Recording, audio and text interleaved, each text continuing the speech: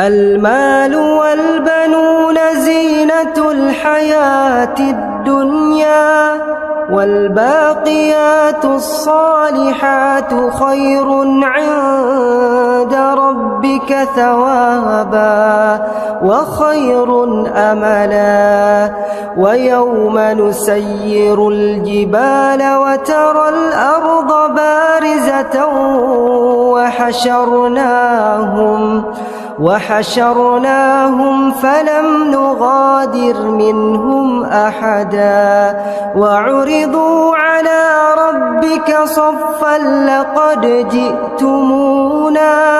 لقد جئتمونا كما خلقناكم أول مرة، بل زعمتم أن لن نجعل لكم موعدا.